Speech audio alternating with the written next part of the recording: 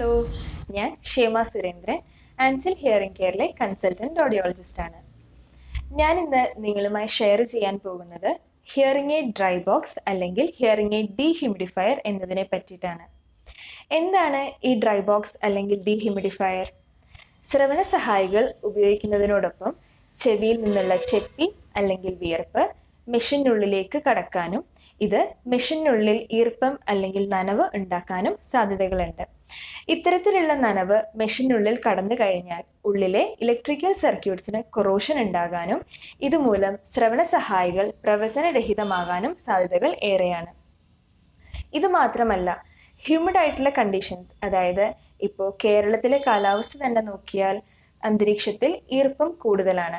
ഇത്തരത്തിലുള്ള കാലാവസ്ഥകളിലും ഹിയറിംഗ് എയ്ഡിനുള്ളിൽ ഈർപ്പം വന്നു കൂടാനുള്ള സാധ്യത കൂടുതലാണ്.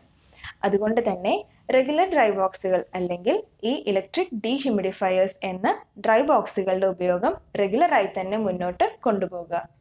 ഇതുമൂലം മെഷീൻ ഉണ്ടാകുന്ന പ്രശ്നങ്ങൾ നമ്മൾക്ക് ഒരു പരിധിവരെ കുറയ്ക്കാവുന്നതാണ്. ഇപ്പോൾ 2 തരത്തിലുള്ള ഡ്രൈ ബോക്സുകൾ നമുക്ക് അവൈലബിൾ ആണ്. മുൻപ് ഞാൻ പറഞ്ഞിരുന്നു, ഒന്ന് റെഗുലർ ഡ്രൈ ബോക്സുകൾ, മറ്റൊന്ന് ഇലക്ട്രിക് ഡീഹ്യൂമിഡിഫയേഴ്സ്. ഇനി എന്താണ് റെഗുലർ ഡ്രൈ ബോക്സുകൾ എന്ന് നോക്കാം. ഇതിൽ മെഷീനിലെ ഈർപ്പത്തിനെ വലിച്ചെടുക്കുന്നതിനായി സിലിക്കൺ ക്യാപ്സ്യൂൾസ് അല്ലെങ്കിൽ സിലിക്കൺ ക്രിസ്റ്റൽസ് ഉണ്ടാകും. ഇനി എങ്ങനെയാണ് റെഗുലർ ഡ്രൈ ബോക്സുകൾ ഉപയോഗിക്കേണ്ടത് നോക്കാം. രാത്രി കിടക്കുന്നതിന് മുൻപ് ഹിയറിംഗ് എയ്ഡുകൾ ചെവിയിൽ നിന്നെടുക്കുക.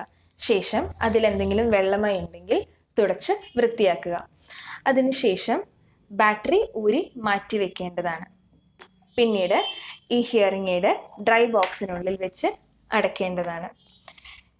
ഇങ്ങനെ രാത്രി മുഴുവനും അത് ഡ്രൈ ബോക്സിനുള്ളിൽ തന്നെ ഉണ്ടാവും. ശേഷം രാവിലെ എടുത്ത് വീണ്ടും സാധാരണ പോലെ തന്നെ ഹിയറിംഗ് എയ്ഡ് ഉപയോഗിക്കാവുന്നതാണ്. ഇങ്ങനെ ചെയ്യുമ്പോൾ ഹിയറിംഗ് എയ്ഡിനുള്ളിൽ എന്തെങ്കിലും മോയ്സ്ചർ കണ്ടിട്ടുണ്ടെങ്കിൽ അത് സിലിക്കൺ ക്യാപ്സ്യൂൾസ് വലിച്ചെടുക്കുകയും ഹിയറിംഗ് എയ്ഡിനെ ഡ്രൈ ആയി സൂക്ഷിക്കാനും സഹായിക്കുന്നു. ഇനി ഇലക്ട്രിക്കൽ ഡീഹ്യൂമിഡിഫയേഴ്സ് എന്തെന്ന് നോക്കാം. ഇതിൻ്റെയും ഫംഗ്ഷൻ റെഗുലർ ഡ്രൈ ബോക്സുകൾ പോലെ തന്നെയാണ്. ഇതും ഹിയറിംഗ് എയ്ഡിനുള്ളിലെ മോയ്സ്ചർ കണ്ടന്റ് അബ്സോർബ് ചെയ്ത് ഹിയറിംഗ് എയ്ഡിനെ ഡ്രൈ ആയി സൂക്ഷിക്കാൻ സഹായിക്കുന്നു. ഇനി എങ്ങനെയാണ് ഇലക്ട്രിക് ഡീഹ്യൂമിഡിഫയേഴ്സ് ഉപയോഗിക്കേണ്ടത്? മുൻപ് പറഞ്ഞതുപോലെ തന്നെ കിടക്കുന്നതിന് മുൻപ് ഹിയറിംഗ് എയ്ഡുകൾ ഊരി മാറ്റി ക്ലീൻ ചെയ്യുക. അതിനുശേഷം ഹിയറിംഗ് എയ്ഡിൻ്റെ ബാറ്ററി ഊരി മാറ്റി വെക്കേണ്ടതാണ്. പിന്നീട് ഡീഹ്യൂമിഡിഫയറിൻ്റെ ബോക്സ് ഓപ്പൺ ചെയ്ത് അതിൽ മെഷീനുകൾ വെക്കേണ്ടതാണ്. ഡീഹ്യൂമിഡിഫയറിനോടൊപ്പം തന്നെ ഒരു കണക്ഷൻ കേബിൾ കിട്ടുന്നതായിരിക്കും. ഈ കണക്ഷൻ കേബിൾ ബോക്സിൻ്റെ പുറകിൽ കണക്ട് ചെയ്ത് പ്ലഗ് ഇൻ ചെയ്യേണ്ടതാണ്. പ്ലഗ് ഇൻ ചെയ്യുന്ന സമയത്ത് നോക്കിയാൽ ബോക്സിൻ്റെ ഫ്രണ്ടിൽ ഒരു ലൈറ്റ് ബ്ലിങ്ക് ചെയ്യുന്നത് കാണാം. ഇതിലൂടെ ബോക്സ് ഓൺ ആയി എന്ന് വേണം മനസ്സിലാക്കാൻ. അതിനുശേഷം ബോക്സിൻ്റെ പിന്നിൽ നോക്കിയാൽ ടൈമർ സെറ്റ് ചെയ്യാനുള്ള 2 ബട്ടണുകൾ കാണാം.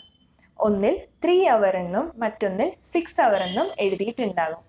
ഇതിൽ ഇപ്പോൾ 3 അവർ ആണ് സെലക്ട് ചെയ്യുന്നതെങ്കിൽ ആ 3 അവറിൻ്റെ ബട്ടൺ പ്രസ് ചെയ്യേണ്ടതാണ്. അപ്പോൾ ഈ 3 അവർ ഈ ബോക്സ് ഹീറ്റ് ആകുകയും ഇതിലൂടെ മെഷീനുള്ളിൽ എന്തെങ്കിലും മോയ്സ്ചർ കണ്ടന്റ് ഉണ്ടെങ്കിൽ അതിനെ അബ്സോർബ് ചെയ്യുകയും ഹിയറിംഗ് എയ്ഡ് ഡ്രൈ ആയി സൂക്ഷിക്കുകയും ചെയ്യുന്നു. വൺസ് ഈ 3 അവർ കംപ്ലീറ്റ് ആയി കഴിയുമ്പോൾ ബോക്സ് ഓട്ടോമാറ്റിക്കലി ഓഫ് ആകുന്നതായിരിക്കും. അതിനുശേഷം ഹിയറിംഗ് എയ്ഡ് നമുക്കെടുത്ത് സാധാരണ പോലെ തന്നെ യൂസ് ചെയ്യാം. ഇതാണ് 2 തരത്തിലുള്ള ഡ്രൈ ബോക്സുകൾ. ഇനി ഈ ഡ്രൈ ബോക്സുകൾ ഉപയോഗിക്കുമ്പോൾ നമ്മൾ ചില പ്രധാനപ്പെട്ട കാര്യങ്ങൾ ശ്രദ്ധിക്കേണ്ടതുണ്ട്. ഒന്ന്, മെഷീൻ ഡ്രൈ ബോക്സിനുള്ളിൽ വെക്കുമ്പോൾ ഒരിക്കലും അതിനോടൊപ്പം ഹിയറിംഗ് എയ്ഡിൻ്റെ ബാറ്ററികൾ വെക്കാൻ പാടില്ല. എന്തെന്നാൽ ബാറ്ററികളുടെ ഉള്ളിൽ കെമിക്കൽ കോമ്പോസിഷൻസ് ആണുള്ളത്. അത് ഡ്രൈ ബോക്സിനുള്ളിൽ വെച്ച് കഴിയുമ്പോൾ കെമിക്കൽ റിയാക്ഷൻസ് ഉണ്ടാകുന്നു. അതിലൂടെ ബാറ്ററിയുടെ പവർ കുറയാനും സാധ്യതകളുണ്ട്. കാര്യം ശ്രദ്ധിക്കേണ്ടത് എന്തെന്നാൽ ശ്രവണ സഹായികൾ ഡ്രൈ ബോക്സിനുള്ളിൽ വെക്കുമ്പോൾ എപ്പോഴും അതിൻ്റെ ബാറ്ററി ഡോർ ഓപ്പൺ ചെയ്ത് തന്നെ വെക്കേണ്ടതാണ്. അപ്പോഴാണ് ഹീറ്റ് ഡയറക്റ്റ് ഇലക്ട്രിക്കൽ സർക്യൂട്ട്സിൽ എത്തുന്നതും അവിടെ എന്തെങ്കിലും മോയ്സ്ചർ കണ്ടന്റ് ഉണ്ടെങ്കിൽ അബ്സോർബ് ചെയ്യാൻ സാധിക്കുന്നതും. ഇതിലൂടെ ഹിയറിംഗ് എയ്ഡിനെ വേഗം ഡ്രൈ ആയി സൂക്ഷിക്കാൻ സഹായിക്കുന്നു. ഈ 2 പ്രധാനപ്പെട്ട കാര്യങ്ങൾ നമ്മൾ ശ്രദ്ധിക്കേണ്ടതാണ്. ഇനി റെഗുലർ ഡ്രൈ ബോക്സുകൾ ഉപയോഗിക്കുമ്പോൾ അത് ഏകദേശം ഒരു വർഷം ഒക്കെ കഴിയുമ്പോഴേക്കും അതിൻ്റെ ഇഫക്റ്റീവ്നെസ് കുറയുന്നതായി നമുക്ക് തോന്നാം. അങ്ങനെ ഇഫക്റ്റീവ്നെസ് കുറയുന്നതായി കണ്ടാൽ 3 രീതിയിൽ നമുക്ക് ഡ്രൈ ബോക്സുകൾ ഉപയോഗിക്കാവുന്നതാണ്. അത് ഏത് കമ്പനിയാണോ അതിനെ ബേസ് ചെയ്തിട്ടാണ് വരിക. ചില കമ്പനികളുടെ ഡ്രൈ ബോക്സുകളാണെങ്കിൽ ഇഫക്റ്റീവ്നെസ് കുറഞ്ഞു കഴിഞ്ഞാൽ നമ്മൾ മറ്റൊരു പുതിയ ഡ്രൈ ബോക്സ് വാങ്ങി ഉപയോഗിക്കേണ്ടതായിരിക്കും. എന്നാൽ ചില ഡ്രൈ ബോക്സുകളാണെങ്കിൽ അതിനുള്ളിലെ സിലിക്കൺ ക്യാപ്സ്യൂൾസ് മാത്രം നമുക്ക് മാറ്റി വാങ്ങാനായിട്ട് സാധിക്കുന്നതാണ്. ഇനി അതല്ല, മറ്റു ചില ഡ്രൈ ബോക്സുകളാണെന്നുണ്ടെങ്കിൽ അതിനുള്ളിലെ സിലിക്കൺ ക്യാപ്സ്യൂൾസ് ഒന്ന് ഹീറ്റ് ചെയ്തിട്ട് നമുക്കത് വീണ്ടും റീയൂസ് ചെയ്യാവുന്നതാണ്. ഇത്തരത്തിൽ 3 രീതിയിൽ നമുക്ക് റെഗുലർ ഡ്രൈ ബോക്സുകൾ ഉപയോഗിക്കാം. എന്നാൽ ഇലക്ട്രിക് ഡീഹ്യൂമിഡിഫയേഴ്സ് ആണെങ്കിൽ നമുക്ക് ഏറെ കാലം അത് യൂസ് ചെയ്യാവുന്നതാണ്. റെഗുലർ ഡ്രൈ ബോക്സുകളും ഇലക്ട്രിക്കൽ ഡ്രൈ ബോക്സുകളും തമ്മിൽ കമ്പയർ ചെയ്യുമ്പോൾ ഇലക്ട്രിക് ഡീഹ്യൂമിഡിഫയേഴ്സ് കുറെ കൂടി മികച്ചതും അതേപോലെ ഇഫക്റ്റീവുമാണ്.